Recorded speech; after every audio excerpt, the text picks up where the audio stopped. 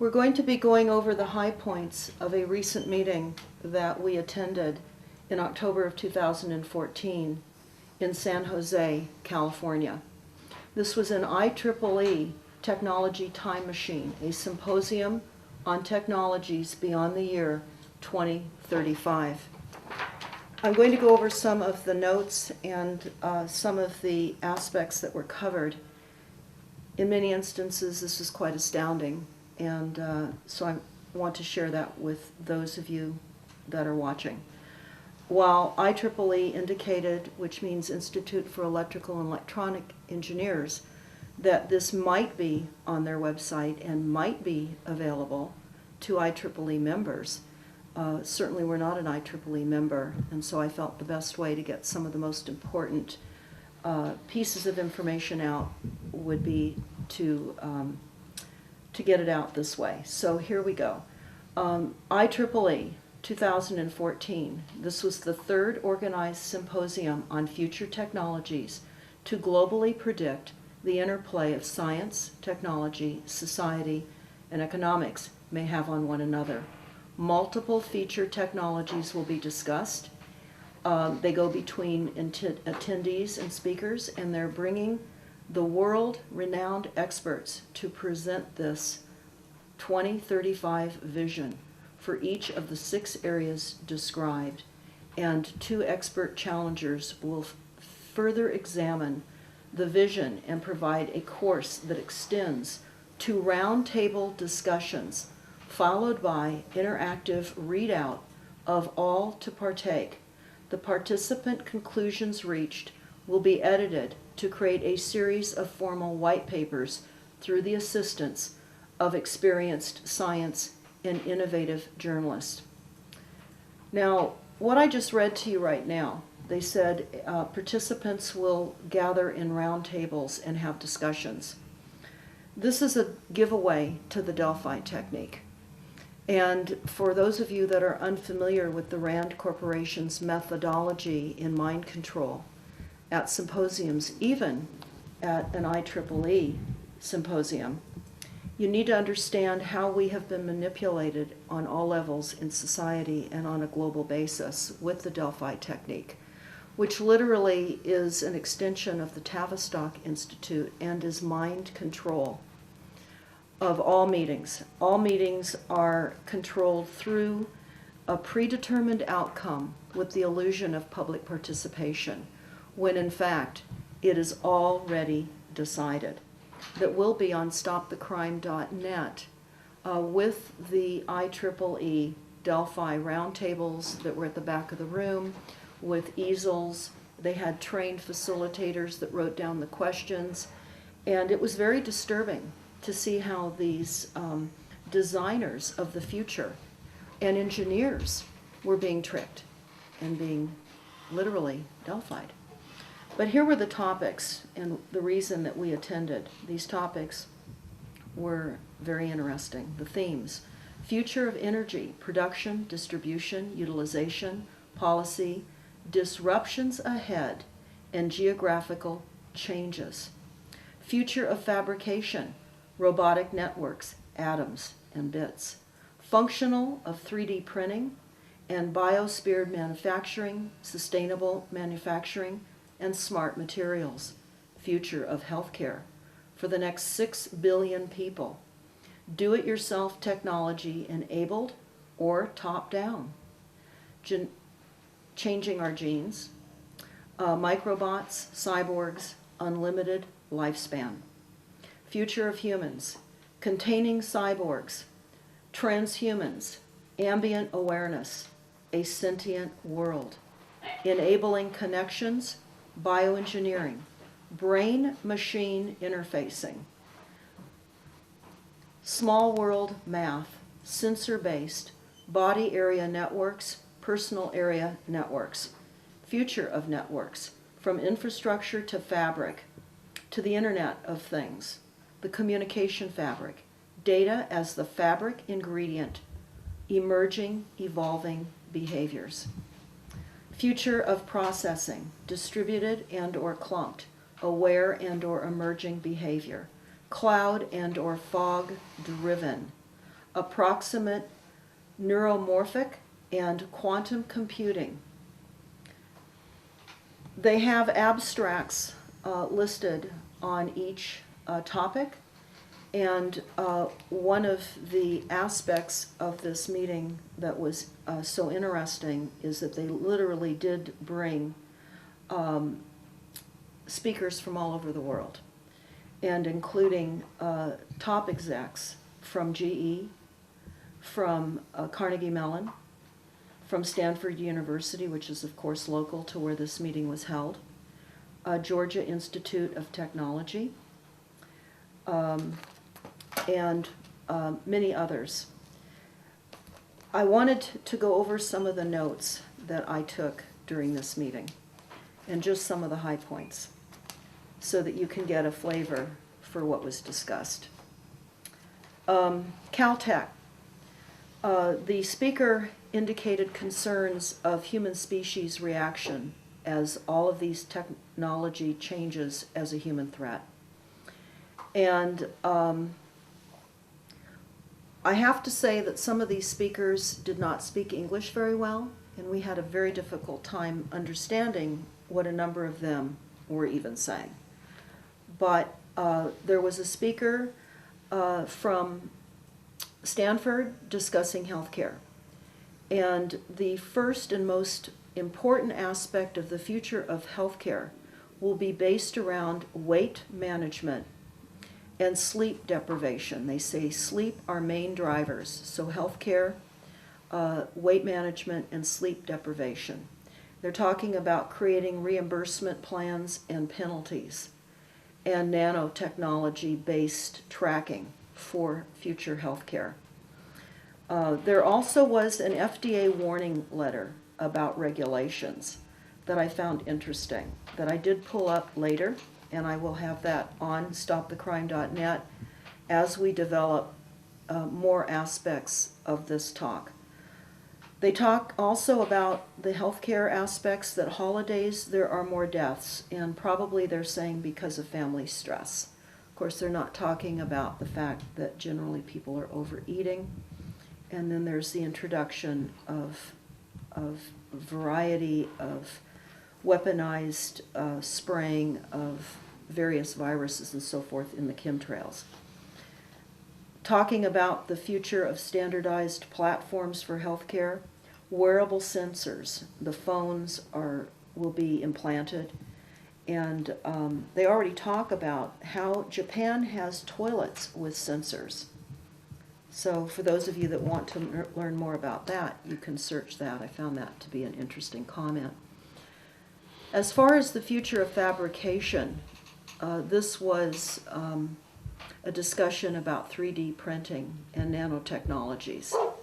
And the time for service robots, the fact that they're now creating robots as waiters in hotels, creating the sense of acceptance for society with this type of increased robotic and machinery interaction with all of us.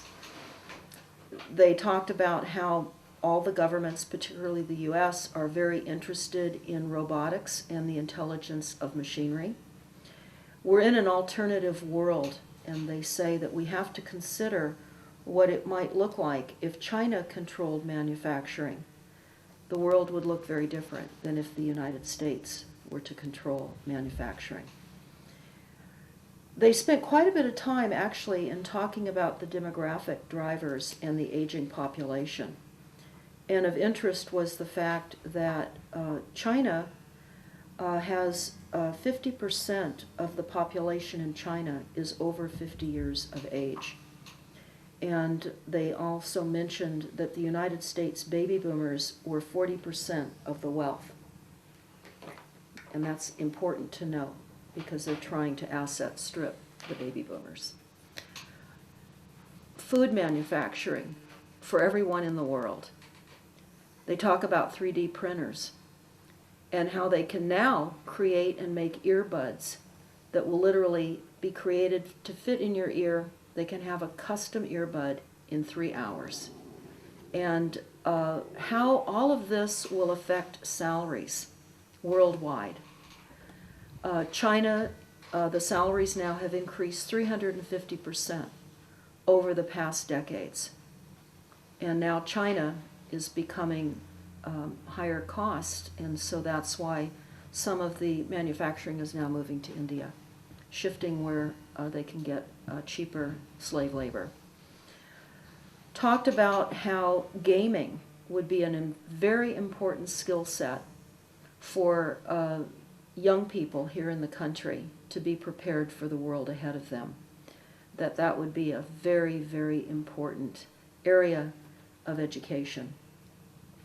Research and development drivers will consist around human-robot interactions, and they really underscored the idea that the new type of manufacturing would take away the dirty, dull, and dangerous jobs. They'll have, with the introduction of machinery and robotics into manufacturing, they talk about the predictable quality, such as in auto manufacturing and in the plants, the assembly lines. They say with humans, they'll have a series of Monday cars, and then they'll have a series of Tuesday cars, because people are not as consistent. And one robot for every 10 auto workers, and they will create consistency. They won't have a displacement between what days humans make automobiles and other aspects of manufacturing on. Again, quite a bit of information about the Internet of Things and how products will be built in the future. They talk about how warehousing will change, distribution will change, and that will be because of the efficiency of robots. That warehousing and density will triple because of robots. The increased use of unmanned aerial vehicles. It was discussed that the U.S. had over 50,000 unmanned vehicles in the theater in Iraq, and that the pilots now will be drone operators. There won't be the need to have pilots trained for flying because of the unmanned aerial vehicles. Something else that I thought was very interesting. The unmanned aerial vehicles will replace UPS. They say 10 years from now, so that would be by 2025, UPS will show up, ask you what you wanted, what your order was going to be, and then they would print it out for you on a 3D printer. They talked about driving, that our kids in the future will not know how and not need to learn how to drive. That will also help the aging population, because they shouldn't be driving with all the medications that they're taking. They're unsafe on the roads. So they talk about how this will be a benefit. There will be more people able to travel because the cars will be doing the driving for us. All unskilled jobs will go to robotics and to robots. And that students now that are in college must update their skill set or there will be no jobs for them. Summary on this component of the talk was we're undergoing a revolution due to technology. Now, for those of you that have gone to stopthecrime.net, I urge you to take a look at the NASA War document. The NASA War document reveals how there's going to be societal, absolute societal chaos because of machinery. And it's going to lead to road rage, depression, and more. So I would recommend you look at how this talk compares with the NASA War document. A man from IBM talked about robots for humanity, and that already they were able to print these robots on a 3D printer, and they're already in hotels. They can make cookies, and they're called the butler in the hotels, and this is now being marketed. Open source software allows the robotic industry to go much faster, to grow much faster. They're going to be fabricating our biology, organs, hearts, lungs. This will all happen possibly before 2035.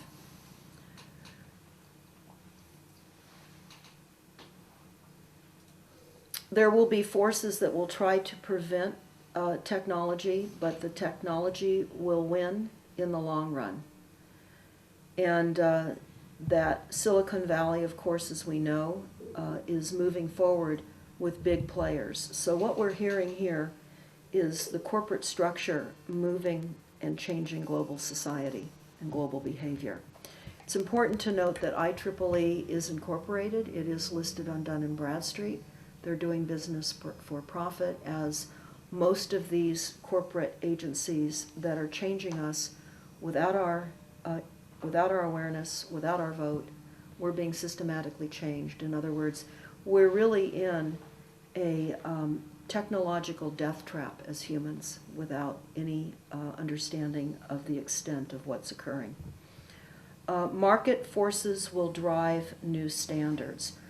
Well, one of the examples of standards would be the standards for EMF, electric magnetic frequencies. And those are just simply standards driven by market forces, despite the effects of the impact of pulse microwave frequencies on humans.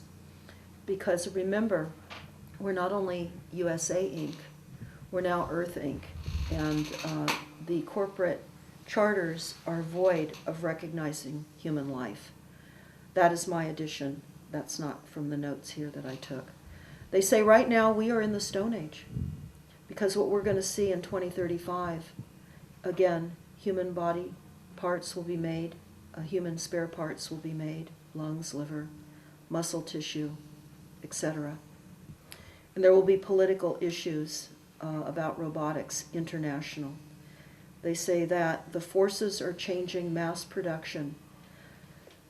This I found very interesting and very concerning. GE said that there's a revolution in technology, that everything will be tracked from the manufacturing of that product to its end use, to its recycling point.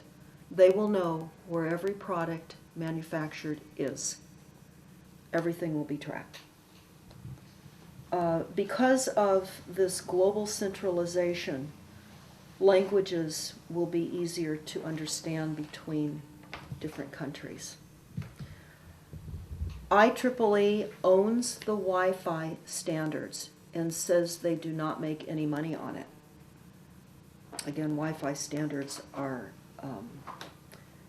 frequencies. Barrie Trower certainly has a lot of information about the dangers of Wi-Fi in schools. We know that our children now with Common Core are all faced with Wi-Fi tablets, and it's causing cell breakage and a variety of behavioral ramifications, sleep deprivation, which is what they said would be one of the two top health concerns going forward, weight and sleep deprivation. Well, that's of course being created by the bathing of the globe in frequencies. Cell phone towers, antennas, all of our wireless devices. They go on to talk about how ultimately engineering and science will be good for mankind. But there's an alarming lack of trust in society. And when I mentioned the Delphi technique, I certainly wanted to point out on the various tables that we visited after some of these presentations were made, they had questions on each and every single table. There were 5 questions. They were all the same. And the questions remained the same for both days of this 2-day conference. And I'll find these questions in a moment and read them to you. Very disturbing, again, part of the Delphi strategy that was deployed during this meeting. They talked also about the need to start making real sense out of medical data. And that big data will be now collected and available on everything. And they will be putting all this collected data to very good use.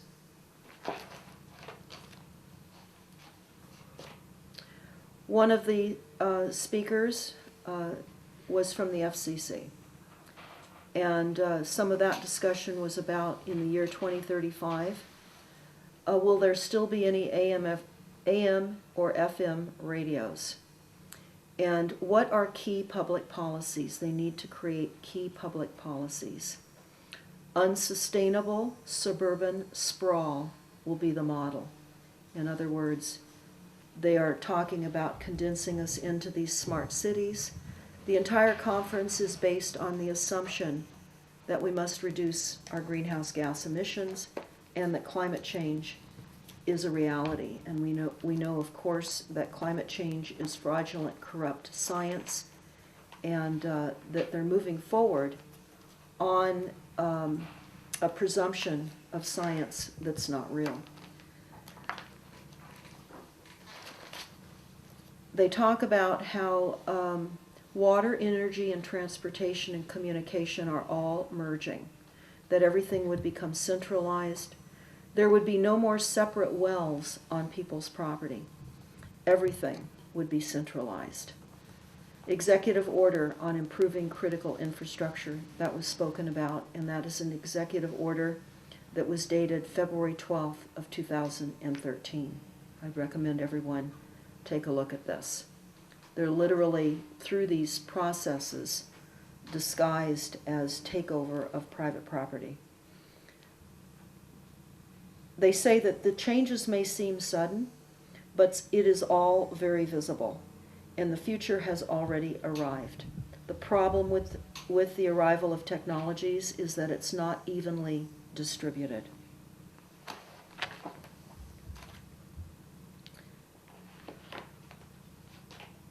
Again, they're concerned about humans' limited perspective of technologies, and that because of limited perspectives by humans, it's delaying the onset of advanced technologies. Talked about how the TV news is going to continue being on the air even though the mega propaganda media is losing viewership. As a business model, it must remain on the news because it has quite a bit of marketing opportunity when it is up on air nonetheless. And they said there's no reason to turn it off. So essentially, what we all know, of course, is that the media propaganda is continued on every level. They talk about, in the year 2035, one of the main dangers will be the uneven distribution of broadband, and how rural versus urban is going to become a problem with income disparity.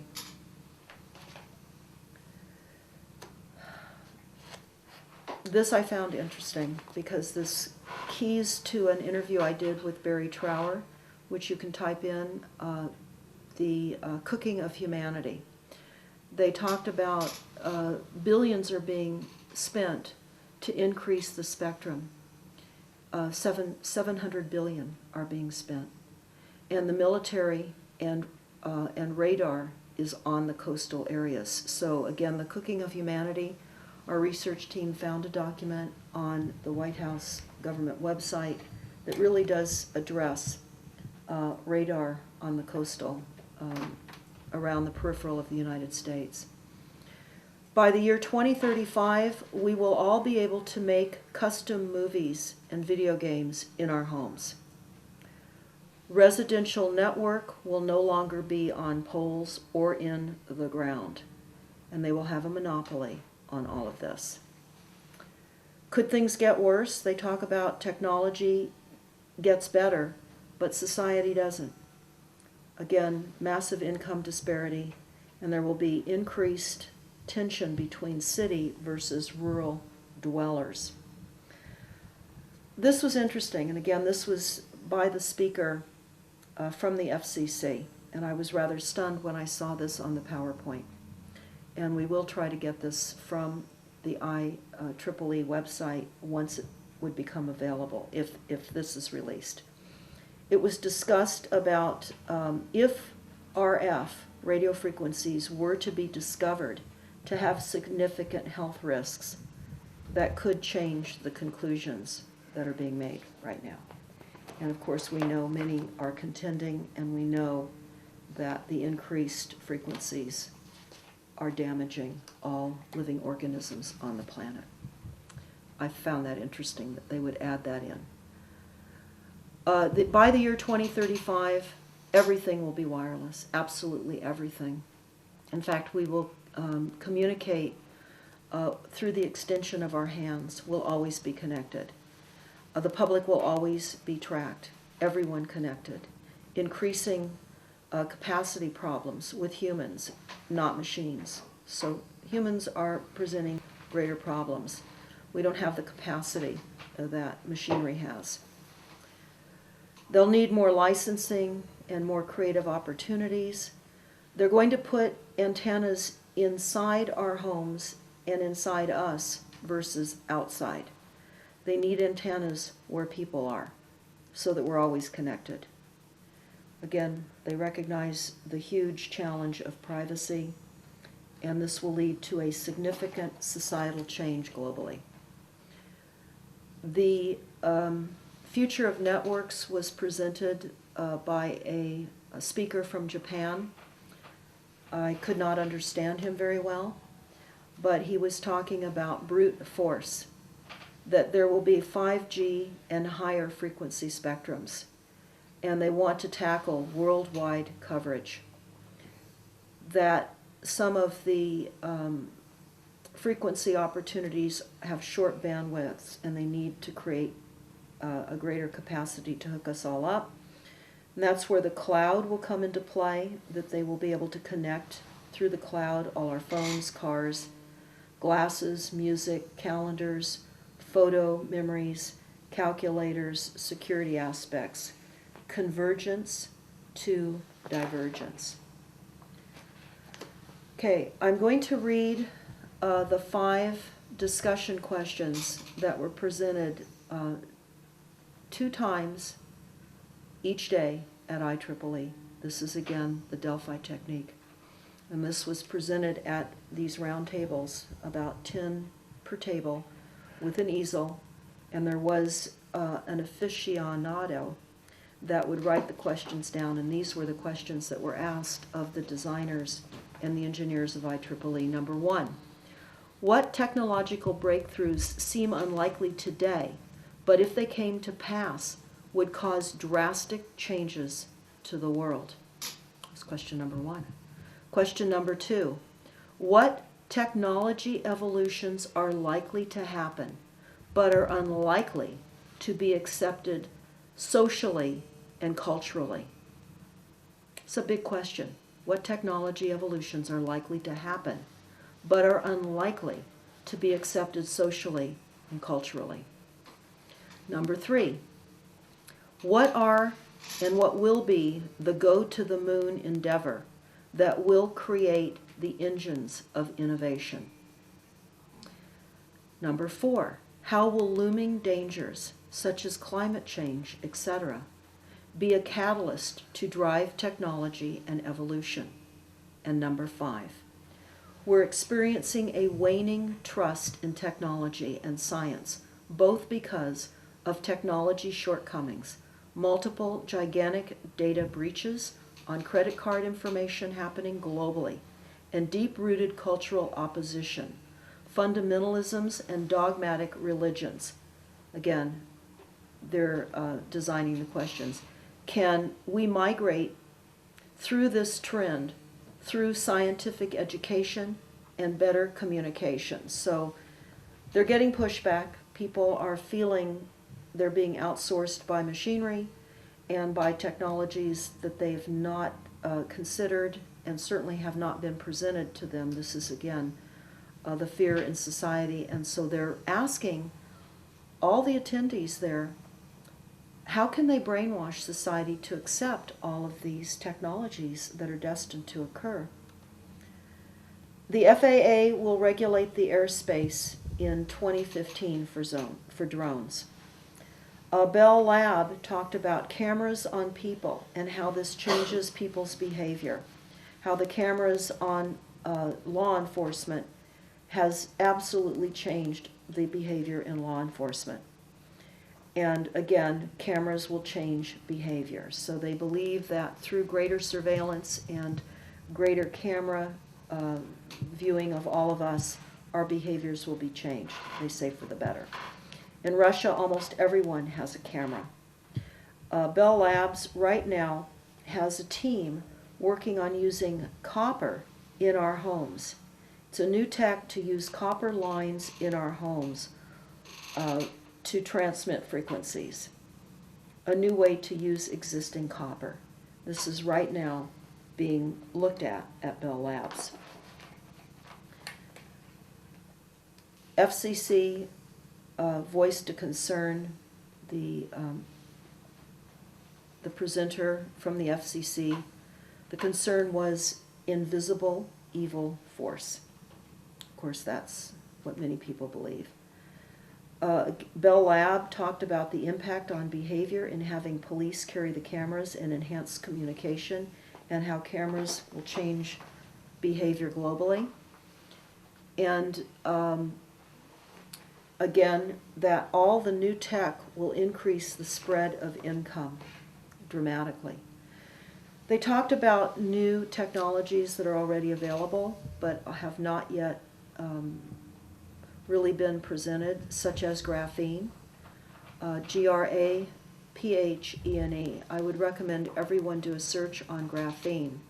We do have a piece on stopthecrime.net, so you could go to the homepage of stopthecrime.net, type graphene in on the search engine. This is an extremely important change in solar panels. This is lighter, it's as thin as paper, and it can roll out, and it's much more affordable and has 50 to 100 times greater capacity than the current, now archaic solar panels. It's just not allowed to be out on the market in mass production yet.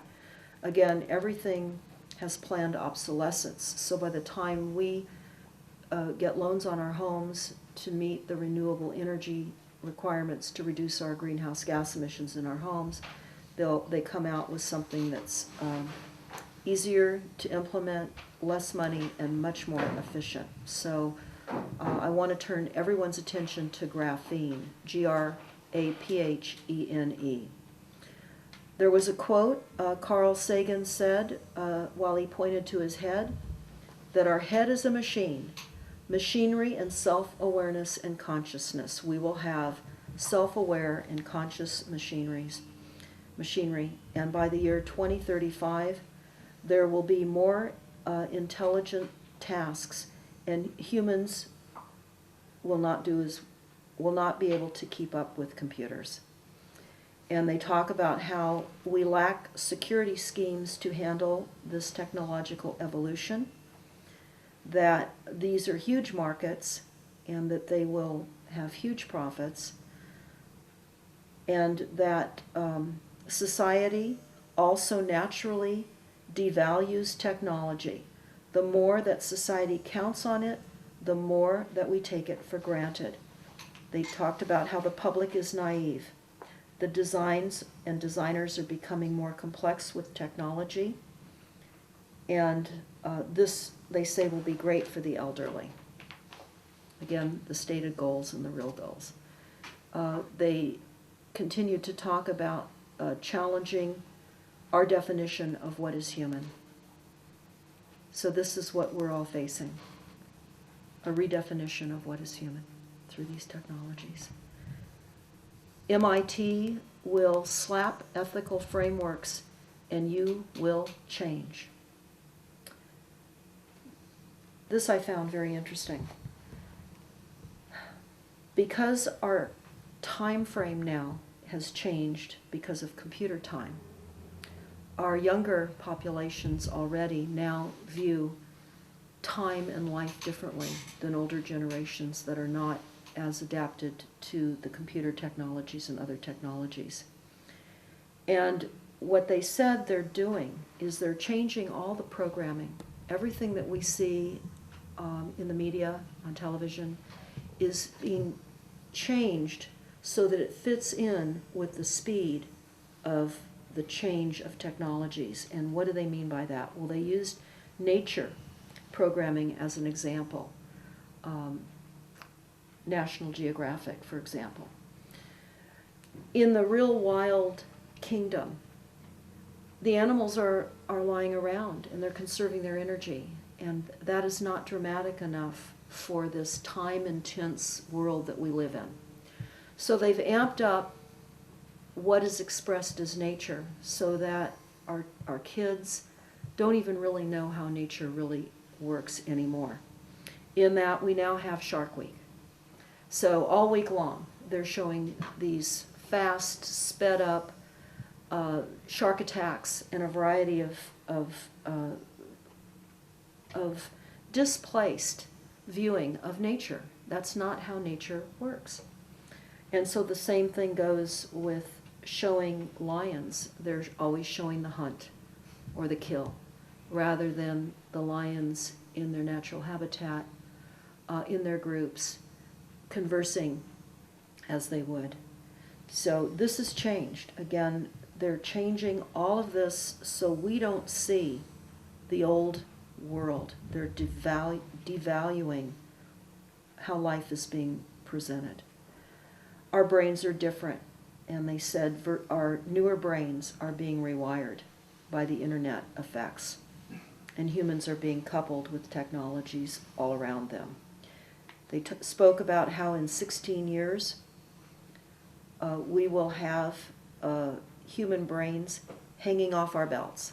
In other words, the technology will be such that it will advance beyond human brains, and we will have the capability to access much greater intellectual opportunities.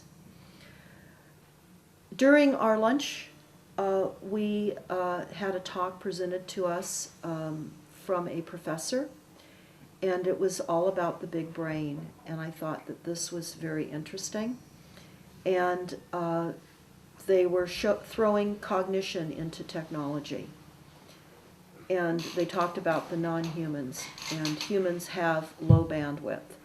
Technology will carry the burden now of cognition. An interesting comment that was made is we will not have to remember. We will not need to have our memories because we will be relying on computers to remember for us. So we're literally being phased out of the equation, and that's what this IEEE was all about. The evolution of humans. Telepathic helmet with DARPA. Well, we know that they have synthetic telepathy where they can literally talk in our heads now. So they weren't coming clean with the complete advancement of technologies, but I referenced in my notes for everybody that's listening to what I'm discussing right now. Again, go to the NASA War document on stopthecrime.net, and they'll talk about plug-and-play technologies for education. This is basically the big global brain discussion.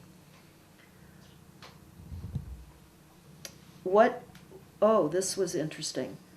What do you not want engineered as a human? Too bad. They're already engineering it. I thought that was profound. What we don't want, too bad. They're already doing it. And this professor agreed to be wired into an F-35 plane as part of his search for furthering technology. Technology has accelerated so fast, they said that laws are helplessly behind. This was a speaker from GE, and this was all about the future of energy and the smart grid. And it requires a change in culture. And we need three things to succeed: technologies, standards, and policies. So what they're really talking about is centralization of standards and centralization of policies. This is globally taking over everything by technologies. They talked also about a national gas boom. So we know that as the revolution of fracking. And again, I would refer everyone to stopthecrime.net, to the Water Wars link. and take a look at the Goldman Sachs document that we found out of Israel. They talk about the revolution of fracking and water wars. They also discussed how extreme weather events will change everything that we've ever known, and that they're building resiliency into our local communities to withstand the stress of what were prior 100-year weather events, but now are happening 1 to 2 times a year. So, of course, we know that geoengineering is the deliberate large-scale manipulation of the Earth's climate. Again, all of these corporate agencies are basing future technologies on corrupt, evil weather technologies that are already in play. And this is important to understand. I know most of you do. Again, they've got to create a cultural acceptance. That means brainwashing, mind control. And they say a current GE survey, again, surveys are always skewed to change the perception for people that look at these surveys, but here's what we were told. GE survey, 70% of the customers want to talk using social media. They don't want to use landlines. I'm not so sure that we can rely upon that percentage in that GE survey. That's only being able to push their agenda of technologies. They again talked about how we will be living in a world of CO2 reductions, and that there's a Harvard study on CO2 reductions. That gas to exceed coal by the year 2035. And now that will happen, actually, they said, by the year 2025.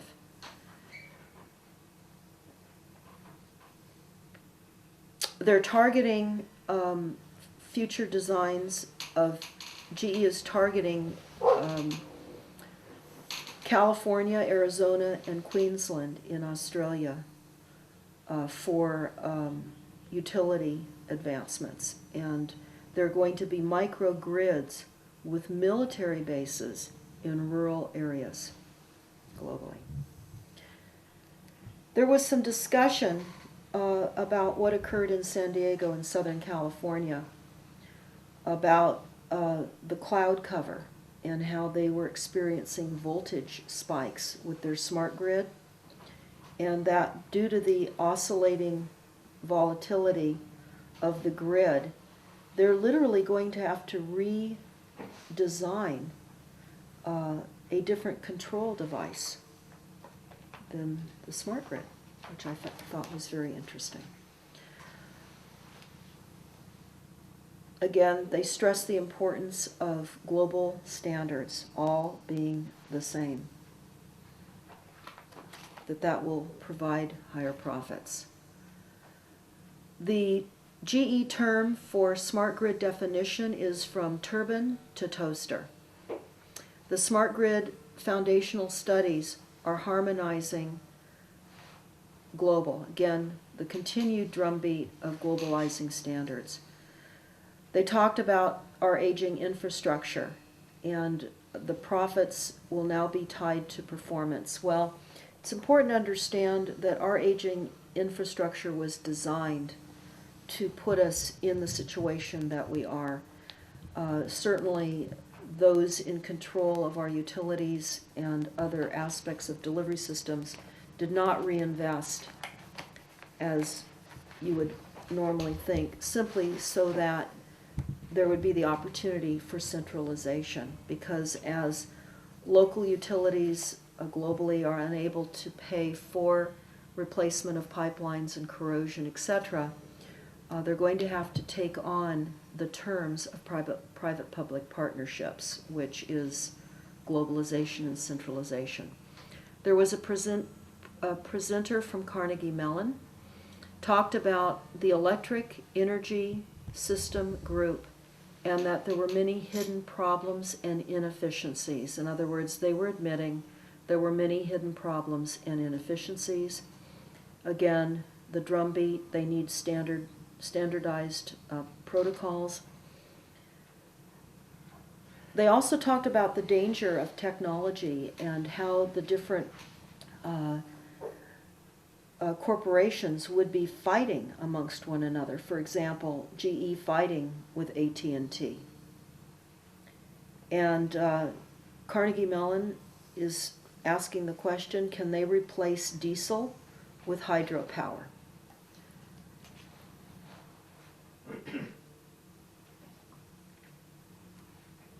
Again, climate threats was something that they talked about throughout the entire program. We'll be living in a carbon-constrained world. And we will have really, really hot summers. And then they talked about a global map of global hot spots throughout the world. So I would recommend everybody search that, a global map for hot spots in the world. That was shown on the PowerPoint. And how this will affect livestock and how many people will die.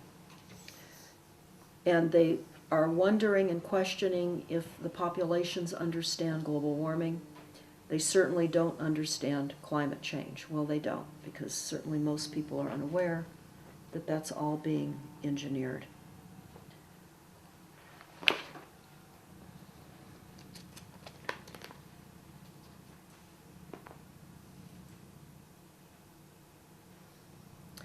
They talked about the attack on PG&E back on April 16th of 2013. PG&E is Pacific Gas and Electric. It is a utility company in Northern California, and one of their substations was hit and taken down, and that was the same night as the Boston Marathon bombing.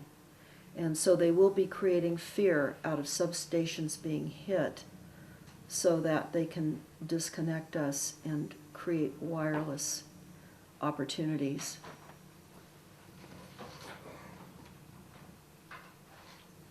Again, there's the constant discussion about the impasse between urban areas and rural areas, and that they will standardize all the city or urban areas first, and then they'll move the dollars out to the rural areas. And they talk about how the urban areas will have the majority of the money. One of the discussions was very alarming, and this is what I discovered in my research for smart meters. We know that renewable energy resources are not reliable. Wind and solar and hydroelectricity generation are not reliable. In fact, here in the United States, they're eliminating the dams. They're eliminating hydroelectricity opportunities. They're planning to eliminate thousands and thousands more throughout the United States. So because we know that the renewables that they're pushing us to transition onto are not reliable, what they are saying will happen is that nuclear plants are a must. GE said that is a must. That's where we will ultimately go. I don't know how many of you are aware that in Northern California, in Bodega Bay, back in the 60s, PG&E was promoting a nuclear plant, and that was shut down. I would recommend that everybody understand who PG&E is. You can type in PG&E in your search engine, and you will find, followed by Rothschild, and you will find that PG&E is run by Rothschild. PG&E attempted to put a nuclear plant in Bodega on a fault, the San Andres Fault, in the 60s. They were stopped, even though they started construction. So this is our future.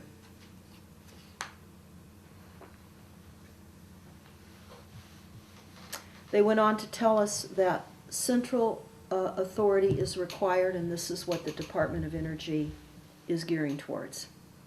The U.S. is the only country where the grid is not owned by the government. Well, that's not true. they're not, of course, defining what the government really is. And the government is a maze of corporations, and we are most definitely owned by these maze of corporations. This was very important, and this leads to a talk I gave, and I would recommend everybody take a look at this YouTube that we have up. It's called Who is Running America and the CAP, C-A-P. Who is Running America and the CAP? Type that in or go to stopthecrime.net to our YouTube channel. This was a discussion again at this IEEE meeting. They said that 75% of electricity goes into buildings, and they will need to measure performance on each building. And it's not going to be enough to require that we replace all non-efficient appliances with energy-efficient appliances. We must do much more than that to lower our CO2 in our homes. And then they went on. There are huge, huge opportunities for engineers to update old, inefficient buildings. They're creating another market. They're going to be absolutely asset stripping all owners of real estate, requiring upgrades that people are unaware of. And they referred to Mayor Bloomberg in New York and how they've already moved forward in New York with requiring upgrades on commercial buildings, etc. And there are new groups forming all over the country to save electricity in buildings, all buildings. You can type in your city followed by energy reduction companies, and you will be amazed at how many new businesses are being formed on the illusion of global warming and climate change and our need to reduce our greenhouse gas emissions. We're living in a world of virtual reality where certainly we're being led to believe that global warming is a scientific fact, and it's not. They're rewriting history, they're rewriting science. In fact, all of our children are being taught now in school that global warming is a reality. Again, they talk about how the smart meters will be used and will charge extremely high costs, and this will offset the use of energy. I took notes specifically from one of the GE speakers. There were two GE speakers.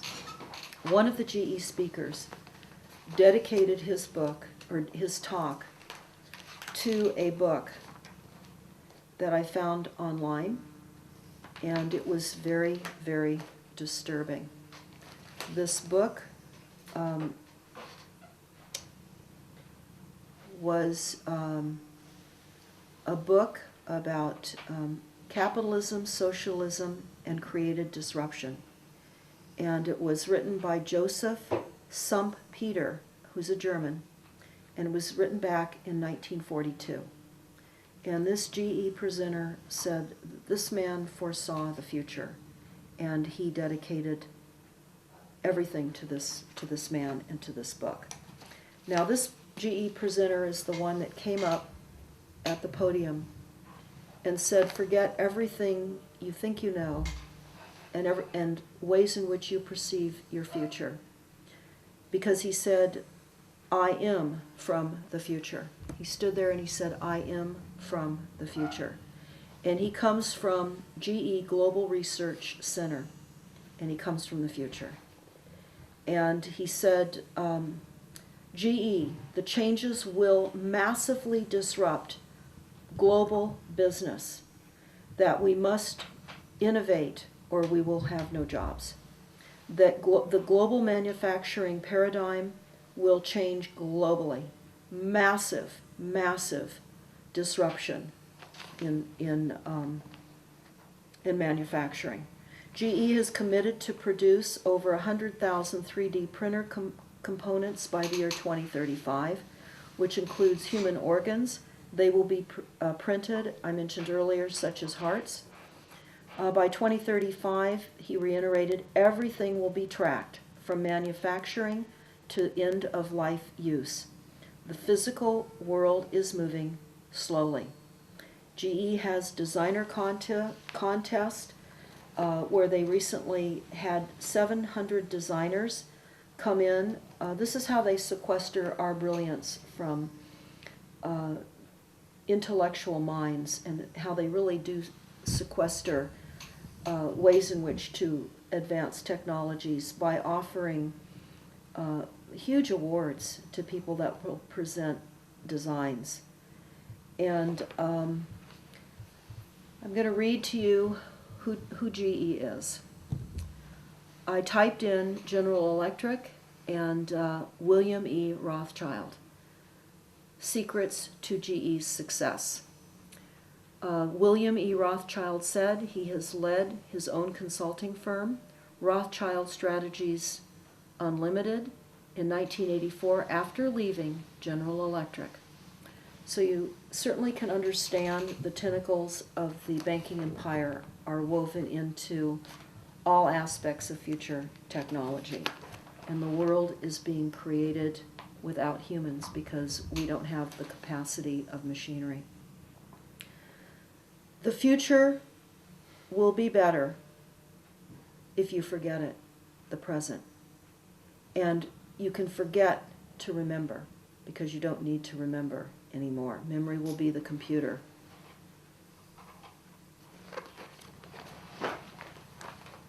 There was much more in this conference, and I'm just going to wrap up again some of the concluding high points that I found most disturbing. And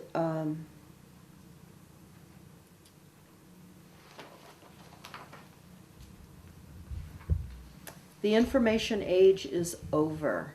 Computers are taking over. I will certainly encourage that everyone understand who IEEE is. IEEE is a corporation. IEEE is sequestering knowledge globally.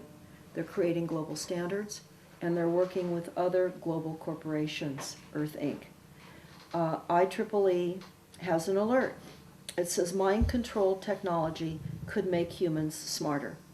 Wouldn't it be nice to brew a cup of coffee in the morning just by thinking about it, or shut off the TV with the blink of an eye? An IEEE senior member is working on so-called mind-controlled technology that can help people accomplish simple tasks by putting on a sleep mask or pajamas embedded in sensors. I want to just talk about for a moment, before I wrap this up, about IEEE's participation in creating smart cities. This has everything to do with climate action plans, and I would recommend that everybody type in IEEE smart cities. Here's what IEEE says about smart cities.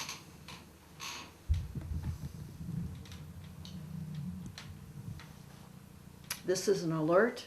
This is land theft. This is reorganizing the global populations into urban human settlement zones. And IEEE says the United Nations predicts a near doubling of city dwellers by 2050. The global population will increase from 7 billion to 9 billion. UN forecasts with the urban population to grow 2.5 billion. They talk about the high cost of living, increased crime rates, massive investments in infrastructure, exponential growth of data, and potential cultural clashes. So I want to alert everyone again, IEEE is involved in moving you off your farms and ranches and consolidating all human activity into these smart cities. I want to thank you for bearing with me as I went through these notes. We will have more detailed information as we transcribe more of our notes. Again, this is the IEEE conference in San Jose, California, in October of 2014, and this is the IEEE Technology Time Machine. Thank you.